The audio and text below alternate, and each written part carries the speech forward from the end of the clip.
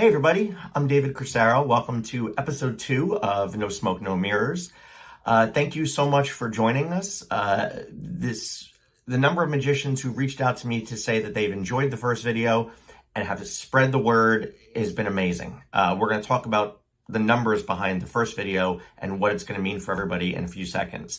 But it occurred to me that a lot of people who might be watching this have absolutely no idea who I am and are purely subscribing to this because it's free and because they were told to do so or recommended to do so by somebody else.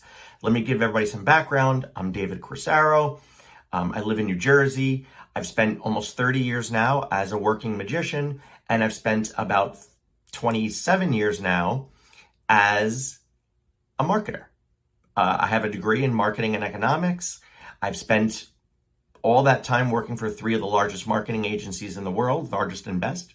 And a long time ago, I discovered that there wasn't a ton of really great marketing advice out there for magicians. There was some, but it wasn't what I wanted. And my wife was the first one to say to me, hey, what if you took some of the stuff that you do in your real-time 9-to-5 marketing job and applied it to the magical arts? And I started doing that, and I started seeing success, and I started seeing a path towards viewing your magic business in a very unique way. So that's what I'm doing. That's what I did in my Penguin lecture, which talks a lot about marketing. That's what I'm going to be doing in this series. The advice that I'm giving you, the suggestions and tips that I'm going to be giving are coming from the corporate world. They're coming from the fact that in my 9-to-5 job, brands come to my company with specific objectives, and we put together a marketing plan to address those objectives. And that's what I'm doing here in my magic business and what I'm giving to all of you. So I want everybody to kind of get the background of why I'm saying these things, where they're coming from. And again, my top motivation, which I talked about in the first video and I'll talk about here again, is this is all stemming from the fact that I see magicians out there selling their marketing courses to you guys, but doing it with these ridiculous promises. We're going to double your business. You're going to be a celebrity in your area. You're going to earn 20 grand in a month. They can't make those promises to you if they don't understand your business. Maybe they have good advice, but the minute you see them attaching it to a promise, that should be your red flag. Okay? And that's why I'm doing these videos. It's purely to make sure that you guys don't spend your hard-earned money on bullshit courses that are out there that are just snake oil to take your cash. Okay? That's why I'm doing it. And I'm not asking for anything in return for these videos. Some people have said to me, oh, is this one of those things where, you're going to do 9 videos for free, but the 10th one you have to sell, you have to buy and stuff like that? Nope. Nope, not at all. These are all going to be free. They're all going to be free. And because of the response that's gotten so far, I want to make this into like a real community. I'm going to do a whole series of videos on this. We're going to do a mailbag where if you've got a specific question, email me and we'll do a mailbag episode. I'm going to bring in other people and I'm going to interview them, people who might not necessarily be in the magic community, but who have really interesting takes on aspects that I think will help your marketing and your business. And I'm real excited about this now. What started off as just a small series of videos, I think can become a real community. I might create a private Facebook group where no pitches, no sales stuff. It's purely a place to share techniques. Even after I finish doing all the videos that I want to do for you guys, however long that might take me, 6 months, a year, I want to keep this community going so that if a year and a half from now, I do something in my marketing job that I think is really fascinating and unique and applicable to you guys, I want to be able to throw up a video and shoot it all to you guys in an email. I think that's exciting to me. And I mean, I've got over 300 people who've signed up for this series so far. And I'll tell you right now, I think I'm going to cap it at 400. I think when we hit 400, I'm going to stop. Because I want the 400 to be people who are taking their time, going through each video. I don't want somebody to join this group 3 months from now and binge watch the 8-9 videos that I've done at that point, 10 videos. I don't want that. I want these to be things that you're taking your time, you're thinking about, and you're implementing, or even if you don't implement it, that's kind of the point. Even if you hear my advice and you go, you know what, I thought about it, not for me, great. I'm just glad you're thinking about it. I think that's going to help your business more than anything else. So again, the only thing I will ask is that if you watch some of these videos and you go, you know what, I think this advice is stupid, I don't think it works for me. If it's too hard, I don't want to work that hard in my marketing. I want marketing to be a big red button that I just press and all the gigs come flowing in like those other people promised me. If that's your synopsis of everything, just do me a favor. All I ask, shoot me an email, say unsubscribe, and I'll drop you from the list and I'll add somebody else to that list, and we keep it at 400. And I want to do that because I only want this to be for people who are finding it useful. But if you are finding this useful, do me a favor, promote it. Shoot a note out on your social media that says, guys, this list is growing, the information's valuable, it's free, jump on Dave's email list fast because he's going to close it off soon, okay? And this is all going to be for free. Okay, and again, I'm not using this to pitch myself as a consultant. I'm not going to charge you $18,000 a year. That's a real price that somebody charges to be a consultant. Okay, I'm not doing that. This is all going to be for free. Unless, right after this video, Chris Kenner or David Copperfield call me and want to hire me as a consultant, then I'm going to say goodbye to all you guys, and I'm doing that. And I'm going to call myself Dave's a big fat liar because now he's taking the money. Okay, so let's go a little bit deeper here. So hopefully all of you watched the first video where we went really deep into the purchase funnel, the consumer funnel, because what we're going to do for the next several videos is go through each one of these points. I did have some people email me and say, can you show an example of your spreadsheet on how you keep track of each contact and how they go through this funnel? And I thought about it and I decided against sharing my spreadsheet. Why? Because I want you to make your own spreadsheet. I don't want you to look at what I did and copy it. Yes, I could take mine, delete the data, just have the template, share it, and have you guys fill it out.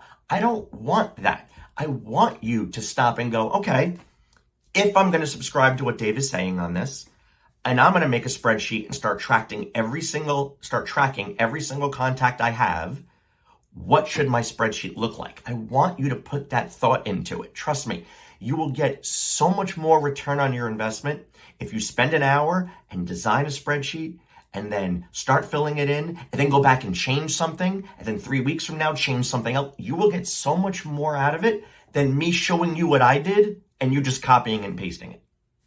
Trust me on that. But I will kind of just verbally walk you through the concept. So again, let's say somebody contacts me, okay? And they say, I Google searched and I found your website and I want more information.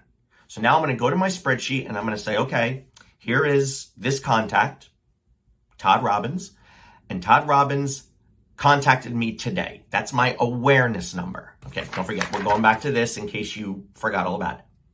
Okay, so that's my awareness number. Todd's aware of me. Now, familiarity. So now I set up a phone call with Todd and I start walking Todd through what I do. So now that day, so what day was Todd aware of me? He was aware of me the day he emailed me. He was familiar with me the day that I got the phone call with him, that I have some sort of verbal interaction where I'm laying out everything that I do. I'm making him familiar with what my product is. Now, if that same day Todd says to me, that's fantastic. We have an event coming up. Okay, so now we're getting into consideration, right? Because now he's considering me for something specific. Or he might say, great, I got all your information. I'll contact you again when I have a need. So now I don't fill in the consideration cell because he's not considering me yet. I have to wait till he starts asking for prices, gives me a date. When they start really locking into, here is when I need you, that's the intent.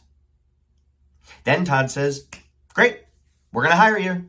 Come to our house, October 22nd. We're having a house party. We want you to do a close-up and strolling, do a show, whatever it may be. Okay, so October 22nd is my hire date for Todd. Now, I go to the event, I do it, and when I'm all finished, Todd's two of Todd's guests come up to me, Matt and Alex. And Matt and Alex go, that was so great. Can we have a business card? So now I make a note in my phone. Matt and Alex asked for business cards. Why am I doing that? I'll explain it in a few minutes. Then I go back home and I start filling out all my information under my Todd contact, right? I have his awareness date. I have his familiarity date, consideration date, intent date, the date he hired me for. Then I'm going to jump down to the bottom and I'm going to start putting in other information. Matt and Alex asked me for a business card. I'm also going to put anything else in there. Got a tip from Todd, gave me a little extra. The check was on time, no problems with the payment, Venmo, whatever it may be. Had a good time. Here's the address. Here's Todd's phone number, his contact information, how many people were at the event. I'm literally putting as much data dump from my brain into my spreadsheet as possible for Todd. Here's why. Smash cut to 6 weeks later. I get a phone call. It's from a guy named Alex. And Alex says to me, hey, Dave, I was at the event at Todd's house and I got your business card. So now when I do Alex's column in my spreadsheet, okay, there's the awareness date is the date he saw me, October 22nd. That's also the familiarity date because that's the day he became familiar with what I do. It's even the consideration date because that's the date he asked for my business card. So he's considering me for something. But today's date, the day he contacted me, that's the intent date.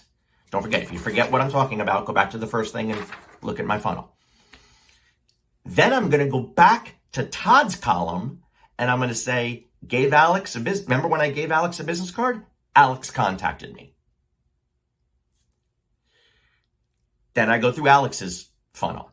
Now imagine I get a phone call from somebody named Tracy. Rachel. Let's go Rachel. And Rachel says, Dave, I'm considering hiring you for an event. And I go, that's great, Rachel. How'd you hear from me? And she says, oh, I was at that party you did at Todd's house on October 22nd.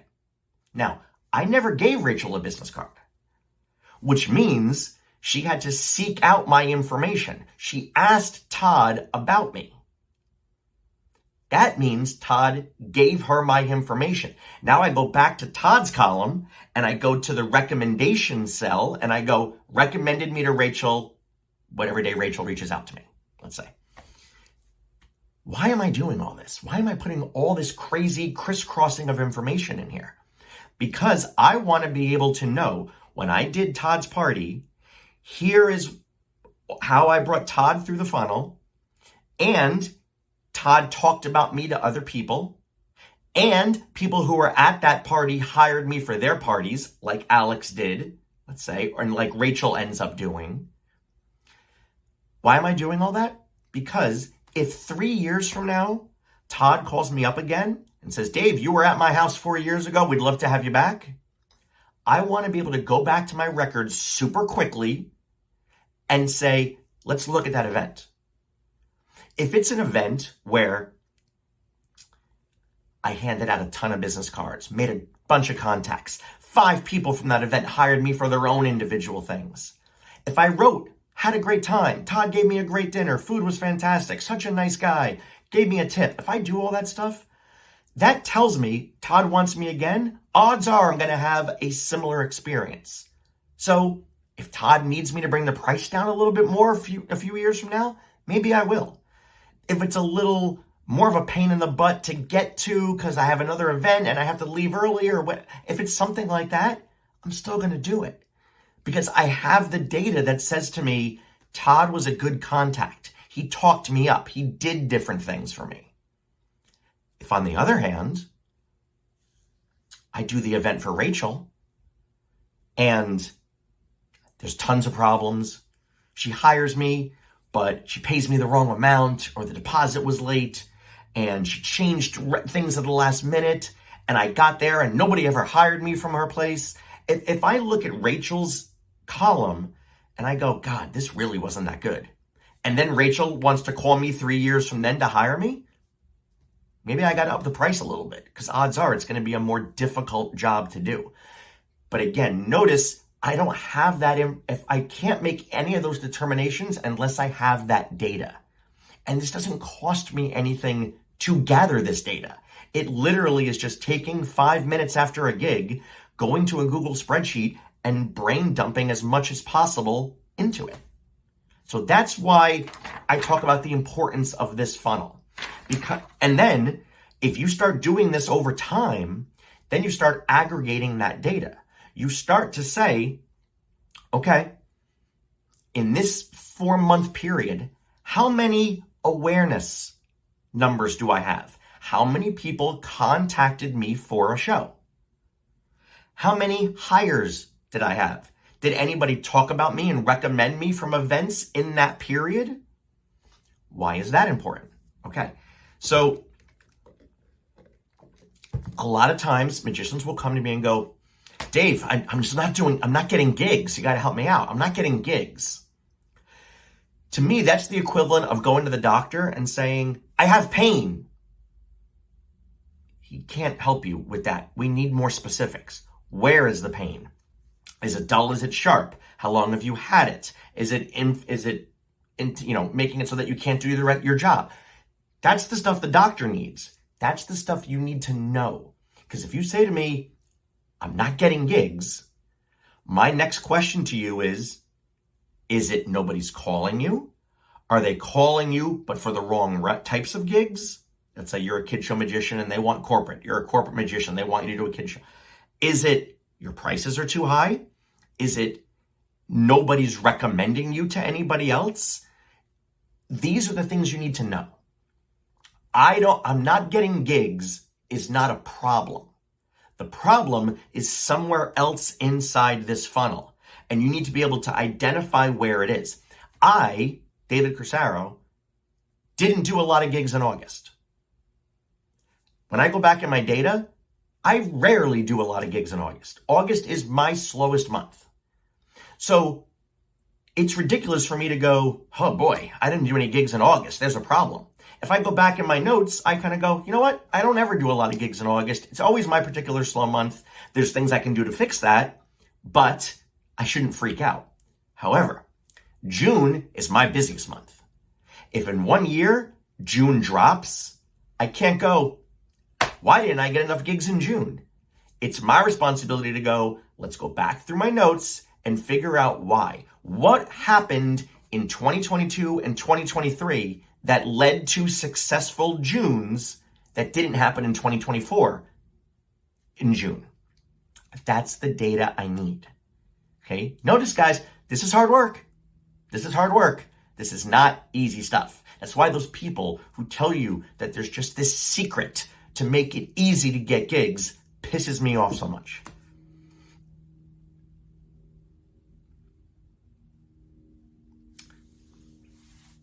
Okay, I had to do a quick little edit there for a second because I went off on a emotional rant, which I promised I wouldn't do, where I mentioned one of those con artists by name and digged into him a little bit, and I promised myself I wouldn't do it.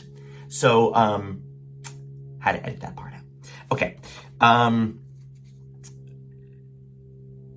Let's see. Okay, so that's why it's important to really look at those numbers. Start gathering that data. If you have it from the past, go back and do it. Go back through your emails, your text messages, whatever it is that people have used to contact you, and start putting as much data as possible. Even if you don't have all of it, put as much as possible into that spreadsheet so that you can step back and start going through each element. And because in future videos, we're going to be going through every single element in this funnel and digging into how to improve your engagement across each one of those.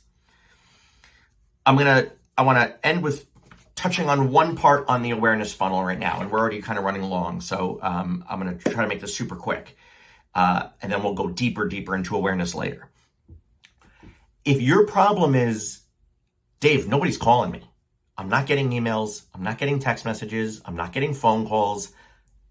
Nobody's contacting me for shows. Once again, that's not, so now we have to ask ourselves the next question. The next questions you should be asking yourself are twofold. You should say, why is it that nobody who's ever seen me in the past is calling me now? Step 2, why are new people not calling me? Believe it or not, when you're not getting a phone call, and don't When I say phone call, text message, email, website hit, I don't care. Just contact. When nobody's contacting you, there's still categories within that you should be thinking about. Because if you've done your job right as a magician, people who've seen you in the past, they're aware of you. They're familiar with you. Why aren't they considering you? Why aren't they calling? So that's a whole other category we have to think about. Why are people in the past not calling me? Why people who've seen me in the past not calling me? The second group is, I'm not doing a good enough job of making people who are unaware of me aware of me. Now, there's a million ways we can talk about that. We can talk about improving your website through search engine optimization. We can talk about paid advertising on Facebook and Instagram and things like that. I'm going to almost dedicate separate episodes completely to those because honestly, SEO, search engine optimization, is something that the world's greatest experts of that can talk for 3 hours and we'd be touching the iceberg. People who can talk about designing what your paid advertising needs to look like is something that there are experts out there that I've hired and you should hire to optimize your ads for that. I want to focus a bit more on the other groups. I want to focus more on the free stuff, okay? Yes, there are ways you can spend your money to optimize your website, your advertising, your direct mail, and all those different things. For this series, I want to focus a bit more on the stuff that's free. And I want to do that because I think there are two groups of people out there watching this. There are people out there watching this who are saying, I'm seeing this long-term. I want long-term success in magic, which means I'm willing to put in the work and spend the money and do everything right now. The second group I think are watching this are people who are going, I'm in this for the long-term haul as well, but I got to eat now. And I got to eat now, and I need gigs right now. I need something immediate. So in both of those situations, the people who need it now and who don't have the money for the paid awareness metric, how can they have an impact right now? Conversely, the other group who says, I'm willing to put in the work and I'm willing to spend the money, that's where we can get more deep into what they can do for that. All right. So the last thing I'm going to say on this before we're going to stop, and we'll do another awareness one in a week or so, is I want to talk specifically about, so as I mentioned, there's two groups within awareness, right? There is, why aren't the people who've seen you in the past calling you now? Because they should be. You should be getting leads from the people who've already seen you. We'll talk about that in a second. I want to talk about the other group, which is, how do we get new people to see you? Just pause for a second. Think about everything I'm describing. If you want to improve your awareness number, I'm telling you there's 4 to 5 different buckets to do it. There's paid advertising. There's non-paid advertising. There's non-paid advertising for people who've seen you in the past. That's why I'm telling you guys, this is hard. This is hard. There's been some really, in my opinion, successful magicians who've signed up for this email list. People like Sean Farquhar or Chipper Lowell or John Armstrong or Nathan Komarsh or Kostya or whoever else. I consider them successful. Do me a favor. Go to any successful magician that you know and ask them, was building your business easy? Was there a secret or a tip that immediately made your thing explode? I guarantee they're going to say no. Marketing's hard work. This series is going to be about putting in that hard work. Okay, little quick rant over. Last thing. So let's talk about awareness. How do you build awareness among people who've never seen you before without spending money? So again, I'm really getting specific here. And for that, I'm going to show you the meme that I see shared on Facebook and Instagram all the time that drives me insane. So let's bring that up here.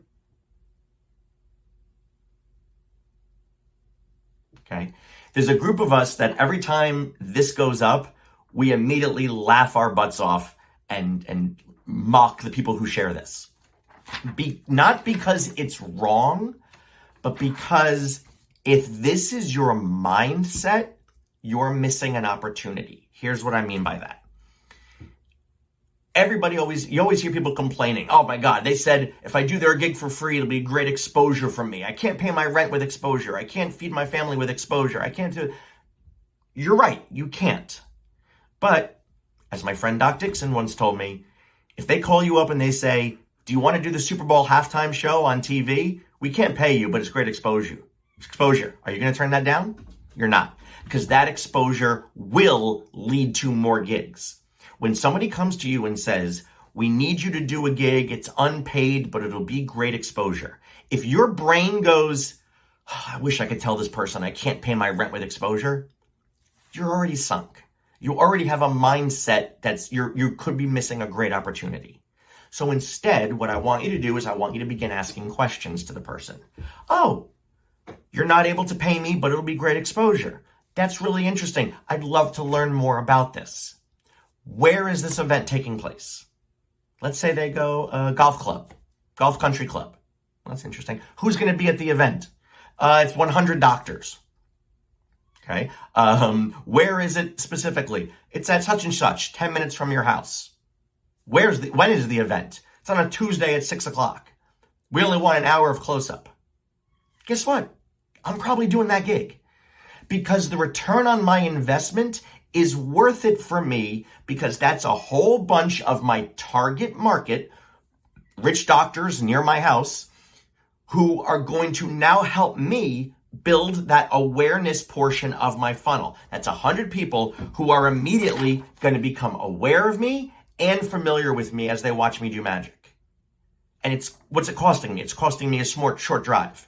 Now, I'm not going to just jump up and say yes, because again, I want to sort of negotiate as much as possible for me in this situation. So I might say, listen, I have another event. I might be able to do yours.